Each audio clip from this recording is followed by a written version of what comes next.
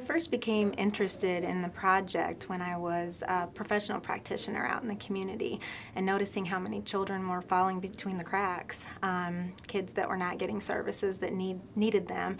And meanwhile, as baby boomers continue to age, they're looking for ways to continue their contributions back to society. And so I thought, why don't we train volunteers to go into those schools and provide services for those kids who aren't getting them. At the same time, I was teaching a play therapy class, and I saw some very gifted students that were interested in application of the classroom material. And so we wanted to involve the students as well, and that's how the project came to be. There are many issues facing elementary school students today.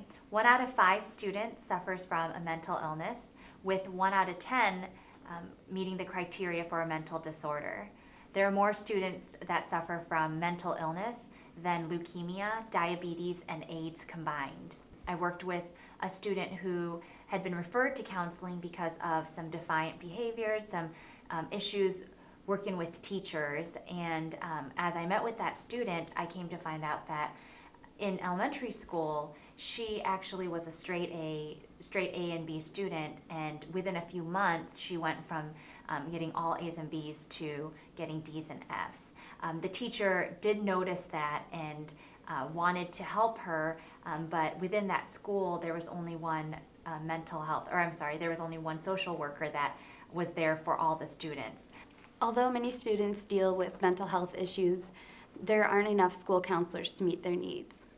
In my practicum experience, I worked at a high school that was less than 400 students, and anytime a student had a social emotional issue, the counselor there would just have me meet with them because she didn't have time to. She had to deal with testing and grades and scheduling issues, and social emotional needs or mental health issues weren't really a priority for the school counselor there. And we have a lot of children that have these issues, and so how we go about working with this is we work with their mode of communication. And so children communicate through play. And so much like we can talk to each other, children will use concrete objects to explain their experiences. So what we did is we went out into the community and recruited some volunteers at the Lifespan Development Center.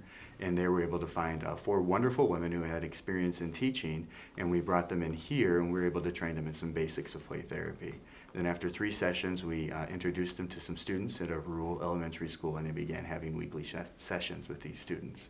What we were able to do from there is monitor the sessions, and the women would come back weekly and gain insight from Dr. Yoder and Dr. Larson, as well as from each other, on how they can be better at working with play therapy. What we found is that a real bond developed between these, between our volunteers and between the students. My child was a 2nd grader, and I really enjoyed our half-hour sessions. He was polite, well-mannered, and had a good sense of humor. This child had severe acting out problems in the classroom and had been sent to the office numerous times to calm him down, but that had ceased. Had it completely ceased while we were doing the intervention, and that just astonished me because I had not seen any acting out at all while he was with me. I feel that this was very good for the child to let them have the control within limits. It has changed me that I have another person that I think about very often and wonder how he's doing. Children come with lots of problems. It would be great to have them have a sounding board and someone who's allowing them a little freedom and also the one-on-one attention that is so needed. Dr. Yoder and I knew that utilizing the CSRT study or play therapy with children would work. However, we had a lot of wonderment of what would the impact be on the seniors specifically. Some of the things that we noticed about the seniors, as well as things that they shared with us, was number 1, that they were able to empathize with children. Number 2, that they were able to connect with these children. Number 3, that they had this love for learning something new. Number 4, as teachers, that they really enjoyed and were excited about this opportunity to work with the students one-on-one. And lastly, that they were able to change and improve and enhance their relationships outside with significant others and family members. We couldn't have been any more excited and pleased to hear how these seniors were impacted in such significant ways. One of the things that stands out to me in terms of results from the children was a drawing that one of the kids provided to the volunteer, and it was a picture of the two of them in a storm, and there were big looming dark clouds up at the top and raindrops everywhere.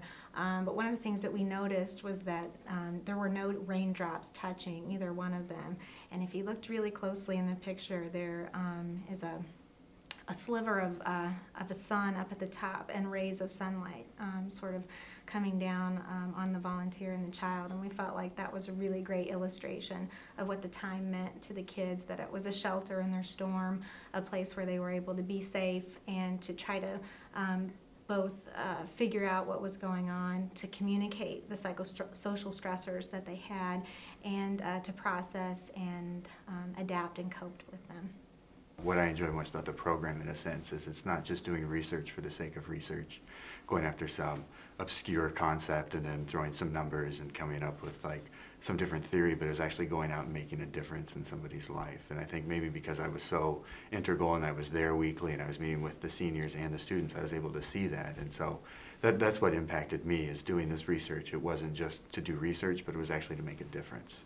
And so, I mean, and it feels good to be a part of something like that.